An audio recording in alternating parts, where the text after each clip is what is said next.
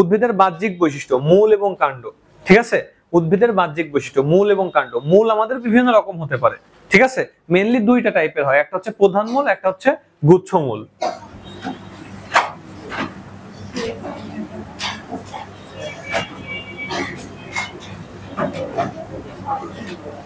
তাহলে মূল আমাদের মেইনলি দুইটা টাইপের হয়, একটা হচ্ছে প্রধান মূল, একটা হচ্ছে গুচ্ছ মূল। প্রধান মূল কাকে বলে? প্রধান মূল মানে একটা মেইন মূল থাকবে, তার চারপাশে বিভিন্ন শাখা পোশাখা হবে। ঠিক আছে, তাহলে একবীজপত্রী উদ্ভিদের প্রধান মূল হবে নাকি দ্বিবীজপত্রী উদ্ভিদের প্রধান মূল হবে বলো দেখি? একবীজপত্রী উদ্ভিদের এক্সাম্পল কি? ধান। তাহলে ধানের মূল দেখেছো কেউ? কে দেখেছো? তাহলে ধানের মূল কেমন? গুচ্ছাকার। তাহলে প্রধান হবে না। প্রধান হবে? ধানের মূল হচ্ছে গুচ্ছাকার। ঠিক আছে, ধানের মূল প্রধান নয়। দ্বিবীজপত্রী উদ্ভিদের মূল তো সবাই দেখছো, আমি যতদূর মনে করি, দেখো না? তাহলে ওইটা দেখো না, প্রধান মূল। একটা আম গাছের মূল, সেটা কি প্রধান না? একটা প্রধান থাকে আর তার চারপাশে হচ্ছে শাখা পোশাখা থাকে। তাহলে তাহলে প্রধান মূল কাদের বৈশিষ্ট্য? দ্বিবীজপত্রী উদ্ভিদের। বুঝাতে পারছি? তাহলে প্রধান মূল হচ্ছে দ্বিবীজপত্রী উদ্ভিদের বৈশিষ্ট্য, আর গুচ্ছমূল কাদের বৈশিষ্ট্য? একবীজপত্রী উদ্ভিদের। ঠিক আছে, তাহলে লিখে ফেলো কোনটার বৈশিষ্ট্য কোনটা।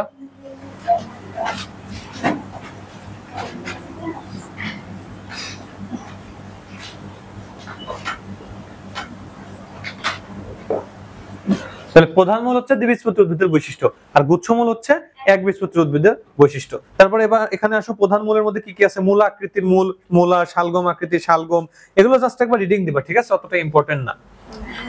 বুঝতে পারছি? জাস্ট একবার রিডিং দিবা যেন আসলে পারো।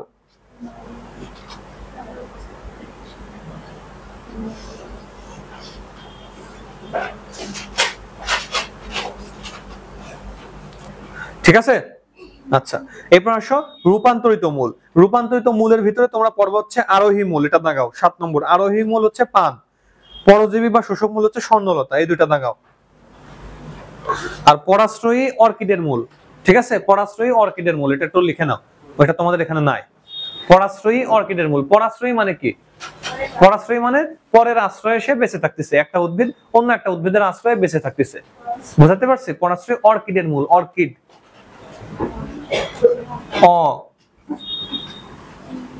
এই যে অর্কিড, বোঝা যাচ্ছে তো লেখা নাকি? পরাশ্রয়ী অর্কিডের মূল। ঠিক আছে,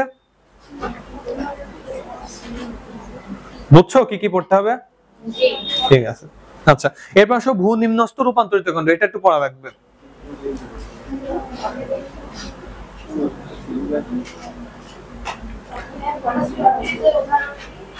ওই তো অর্কিড, অর্কিড তো, অর্কিড তো পরাশ্রয়ী অর্কিডের মূল একটা কথা আর কি। পরাশ্রয়ী অর্কিডের মূল দাগাইতে বললাম হচ্ছে তোমার আরোহী মূল দাগাও, আর হচ্ছে পরজীবী মূল বা শোষক মূল দাগাও। এগুলো বেশি ইম্পর্টেন্ট, আমি বলতেছি না যে অন্যগুলো পড়বা না, অন্যগুলো পড়বা, কিন্তু এগুলো একটু বেশি গুরুত্ব দিয়ে পড়বা। ঠিক আছে, এরপর আসো ভূ নিম্নস্থ রূপান্তরিত কাণ্ড। টিউবার, রাইজম আর কন্দ। টিউবার, রাইজম, কন্দ, এই তিনটা পড়তে হবে। তাহলে টিউবার কি? গোল আলুর টিউবার। গোল আলুর কি? টিউবার। ঠিক আছে, রাইজম আদা হলুদ, আদা দেখছো না, আদা হলুদ, এগুলো কিন্তু একটা মূল। ঠিক আছে, তাহলে এগুলো কি হবে? রাইজম। এগুলো কি হবে? রাইজম। আর কন্দ কোনটা হবে? পেঁয়াজ আর রসুন। ঠিক আছে, পেঁয়াজের নিচের দিকে একটু থাকে বেশি, মানে তোমার টাইপের থাকে। ঠিক আছে, মূল টাইপের থাকে, দেখছো তো পেঁয়াজ সবাই। ঠিক আছে, তাহলে এগুলো হচ্ছে মূল। ঠিক আছে, তাহলে রাইজম কি বলবো আমরা? রাইজম হচ্ছে আদা হলুদ। আর কন্দ কাকে বলবো? কন্দ হচ্ছে পেঁয়াজ আর রসুন। আর টিউবার হচ্ছে গোল আলু। ঠিক আছে, এই তিনটাই সবচেয়ে বেশি ইম্পর্টেন্ট। বুঝতে পারছি? তারপরে যেখানে যা যা আছে এগুলো জাস্ট একবার রিডিং দিবা। বুঝতে পারছি কথা? এখান থেকে আরেকটা জিনিস পড়বো, রানার।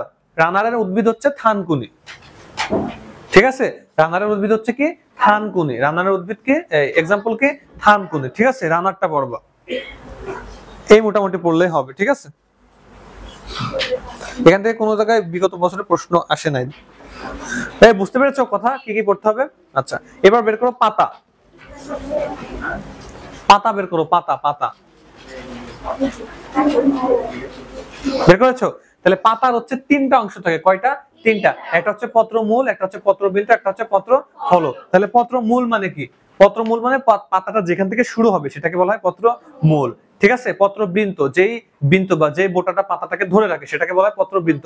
আর পত্র ফলক মানে একদম পুরো পাতাটাই হচ্ছে পত্র ফলক। তাহলে পত্র মূল, পত্রবৃন্ত আর হচ্ছে পত্র ফলক। ঠিক আছে, পাতার কয়টা অংশ? তিনটা। একটা হচ্ছে পত্র মূল, পত্রবৃন্ত আর একটা হচ্ছে পত্র ফলক। পাতার মাধ্যমে একটা উদ্ভিদের বংশ বিস্তার হয়, সেটাকে কি বলা হয়? পাথরকুচি উদ্ভিদ। ঠিক আছে, মেইনলি আমাদের মূলের মাধ্যমে বংশবৃদ্ধি হয়, কিন্তু পাতার মাধ্যমে একটা উদ্ভিদের বংশবৃদ্ধি হয়, সেটাকে বলা হয় কি? পাথরকুচি। এটা লিখো।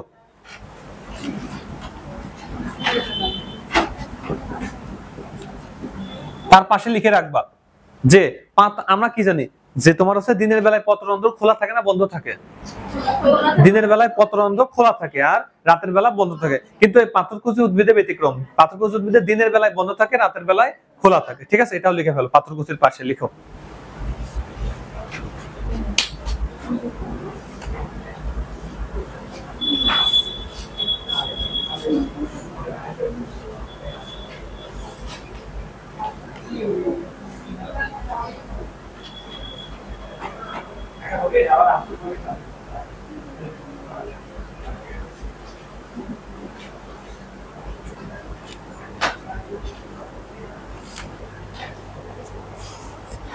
ঠিক আছে, আচ্ছা এরপর আসো ফুল। তাহলে ফুল কি?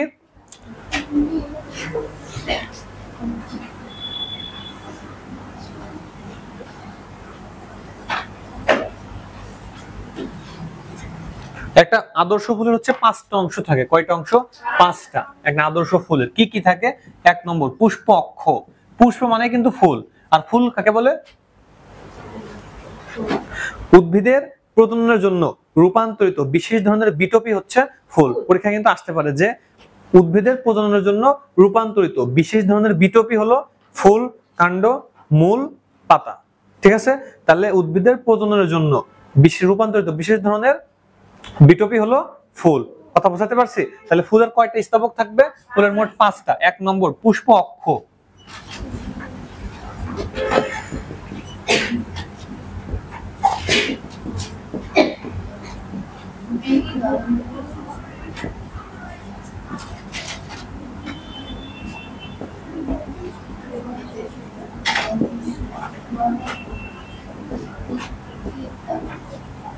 তাহলে ফুলের কয়টা অংশ? 5টা। ফুলের কয়টা অংশ? 5টা। একটা হচ্ছে পুষ্প অক্ষ। পুষ্প অক্ষ মানে কি? যে অক্ষ থেকে ফুলটা শুরু হয় সেটাকে বলা হবে পুষ্প অক্ষ। তারপর হচ্ছে বৃতি, তারপরে সবুজ রঙের হচ্ছে বৃতি থাকে। কি থাকে? বৃতি। তারপর হচ্ছে দলমণ্ডল, যেটাকে আমরা বলি পাপড়ি। কি বলি?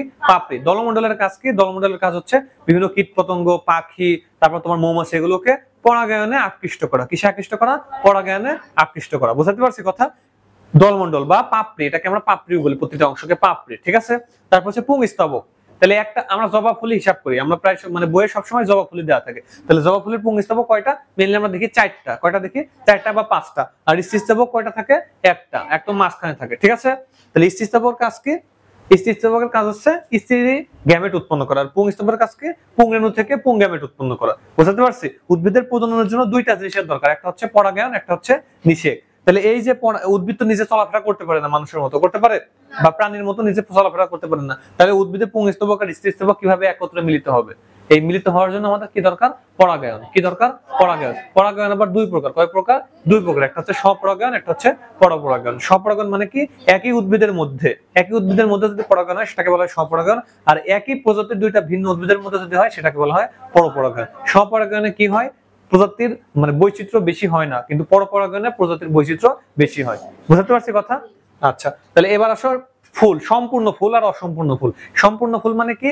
যেই ফুলে উদ্ভিদের এই 5টা স্তবকের সবগুলোই থাকবে সেগুলোকে বলা হয় সম্পূর্ণ ফুল, আর যেই ফুলে এই 5টা স্তবকের যে কোনো একটা অনুপস্থিত থাকবে সেটাকে বলা হয় অসম্পূর্ণ ফুল। বুঝতে পারছি কথা? এরপরে আবার কিছু লিঙ্গের উপর ভিত্তি করে 3 টাইপের আছে। একটা হচ্ছে একলিঙ্গ, উভলিঙ্গ, পুংলিঙ্গ, স্ত্রীলিঙ্গ। যেই ফুলে শুধুমাত্র পুংস্তবক থাকে কিন্তু কোনো স্ত্রীস্তবক থাকে না সেটাকে বলা হয় পুংলিঙ্গ ফুল। যেই ফুলে শুধুমাত্র স্ত্রীস্তবক থাকে কিন্তু পুংস্তবক থাকে না সেটাকে বলা হয় স্ত্রীলিঙ্গ ফুল। আর যেই ফুলে স্ত্রীস্তবক পুংস্তবক 2টা থাকে সেটাকে বলা হয় উভলিঙ্গ ফুল, যেমন জবা। ঠিক আছে, বুঝতে পারছি কথা? আচ্ছা, এবার আসো এক প্রতিসম এবং বহু প্রতিসম। এক প্রতিসম মানে কি? প্রতিসাম্যতা মানে কি, বা সিমেট্রি মানে কি? প্রতিসম মানে আমাদের কোন একটা জিনিসকে যদি আমি মিডলাইন বরাবর কাটি, তাহলে 2 পাশে যদি সমান অংশে বিভক্ত হয় তাহলে সেটাকে বলা হয় প্রতিসম। তাহলে আমরা কি প্রতিসম হতে পারবো? আমরা কি প্রতিসম? আমাদেরকে বডির মাঝখান থেকে কাটলে কি 2 পাশে সমান অংশ বিভক্ত হবে না? সমান অংশ, তাহলে তো আমরা প্রতিসম। আমরা হচ্ছে দ্বিপার্শ্বীয় প্রতিসম। মানুষ কি? দ্বিপার্শ্বীয় প্রতিসম। লিখে রাখো, মানুষ হচ্ছে দ্বিপার্শ্বীয় প্রতিসম।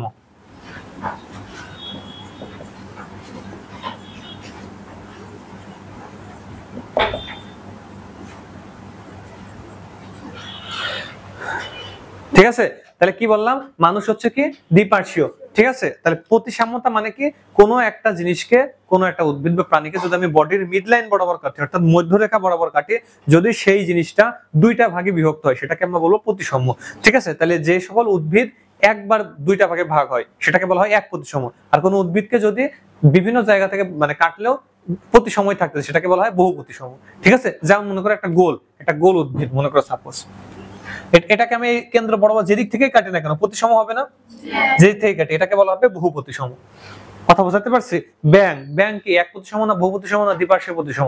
ব্যাং হচ্ছে দ্বিপার্শ্বীয় প্রতিসম। ঠিক আছে, মিডলাইন বরাবর কাটালে দুই পাশে সমান থাকবে। তারপর প্রজাপতি, এগুলো হচ্ছে দ্বিপার্শ্বীয় প্রতিসম। বুঝতে পারছি কথা? এটা হচ্ছে প্রতিসাম্যতা, মনে থাকবে। তাহলে এক প্রতিসম, বহু প্রতিসম, তারপর সম্পূর্ণ ফুল, অসম্পূর্ণ ফুলের এক্সাম্পল গুলো একটু পড়বা। বুঝতে পারছি কথা? কি পড়তে হবে? এক্সাম্পল, যে নিচের কোনটা এক প্রতিসম ফুল, নিচের কোনটা দ্বি প্রতিসম ফুল, বহু প্রতিসম ফুল, নিচের কোনটা সম্পূর্ণ ফুল, নিচের কোনটা অসম্পূর্ণ ফুল। বুঝতে পারছি? আচ্ছা, এই এসে গেল। এবার আসো ফল। তাহলে ফল কি? ফল হচ্ছে এই যে গর্ভাশয়, উদ্ভিদের প্রজননের পরে। উদ্ভিদের প্রজননটা কোথায় হবে? মেইনলি ফুলে হবে। আমি প্রথমে তোমাদেরকে বলছি যে উদ্ভিদের প্রজননের জন্য রূপান্তরিত বিশেষ ধরনের বিটপি হচ্ছে ফুল। তাহলে প্রজনন অঙ্গ হচ্ছে উদ্ভিদের ফুল। তাহলে উদ্ভিদের যখন প্রজনন হবে, প্রজননের পরে উদ্ভিদ কি হবে? ওই ফুলটা কিসে পরিণত হবে? ফলে পরিণত হবে। পরবর্তী সময় ফল থেকে বীজ হবে এবং নতুন উদ্ভিদের বিস্তার ঘটবে। ঠিক আছে, তাহলে গর্ভাশয় হচ্ছে ফলে পরিণত হবে। ঠিক আছে, বুঝাতে পারছি কথা? গর্ভাশয়টা হচ্ছে কিসে পরিণত হবে? ফলে। যে সকল উদ্ভিদে গর্ভাশয় আছে তারা ফলে পরিণত হবে। ফলে বীজের একটা আবরণ থাকবে, সেগুলো হচ্ছে আবৃত বীজ। আর যাদের গর্ভাশয় থাকবে না তাদেরকে বলা হবে নগ্ন বীজ, যেমন এই যে নেকেড সিড বা ওই যে জিমনোস্পার্ম পড়ছিলাম আমরা। ঠিক আছে, গর্ভাশয় থাকার কারণে গর্ভাশয়টা কি করে? ওই ফলটাকে, বীজটাকে ঢেকে রাখে। যেমন আম, ঠিক আছে, আম কি করে? ওই বীজটাকে ঢেকে রাখে। আমের আটি থাকে, আটির ভিতরে আবার বীজ থাকে। বুঝতে পারছো কথা? আর আমরা কোন জিনিসটা খাই? আমরা ওই গর্ভাশয়টাই খাই। ঠিক আছে, গর্ভাশয়টা ফলে পরিণত হয়, আমরা ওই গর্ভাশয় জিনিসটাই খাই, ফুলের, উদ্ভিদের। বুঝতে পারছি কথা? আচ্ছা, তাহলে ফলের ভিতরে আবার শ্রেণী বিভাগ আছে কি কি? যেমন তোমার হচ্ছে সরল ফল, গুচ্ছিত ফল। সরল ফল মানে কি? যে গর্ভাশয় একটা ফলে পরিণত হয়েছে, সরল ফল। যেমন আম, জাম, এগুলো হচ্ছে সরল। আর গুচ্ছিত ফলের মধ্যে কি এক্সাম্পল হচ্ছে? আতা। ঠিক আছে, একটা আতার মধ্যে কতগুলো বীজ থাকে, এগুলো হচ্ছে গুচ্ছিত ফল। কথা বোঝাতে পারছি? এগুলো হচ্ছে আতা, এগুলো দাগাও যা যা এখানে আছে, সরল ফল, গুচ্ছ ফল। আর যৌগিক ফল বলতে আমরা কি বুঝি? যৌগিক ফল বলতে পুরোটা একটা আলাদা এসে তৈরি হয়েছে। যেমন এটার এক্সাম্পল হচ্ছে আনারস, কাঁঠাল। তাহলে একটার মধ্যে কতগুলো বীজ? ঠিক আছে, আনারস, কাঁঠাল। ঠিক আছে, কাঁঠালের মধ্যে একটা কাঁঠালের মধ্যে পুরো গর্ভাশয়টাই ফলে পরিণত হয়েছে। তাহলে একটা কাঁঠালের মধ্যে কতগুলো বীজ থাকে? কাঁঠালের অনেকগুলো বীজ থাকে। বুঝতে পারছি? তাহলে সরল ফল, গুচ্ছিত ফল, যৌগিক ফল। আটার ক্ষেত্রে আটা হচ্ছে গুচ্ছিত ফল, কারণ এটা ছোট। ঠিক আছে, ওইটা একটা গুচ্ছে থাকে, ছোট, এই জন্য। কিন্তু কাঁঠাল তো ছোট না। হ্যাঁ, তরমুজ তোমার হচ্ছে যৌগিক ফলে ধরা হয়, তরমুজ। বুঝতে পেরেছো? অনেকগুলো বীজ থাকে তরমুজে।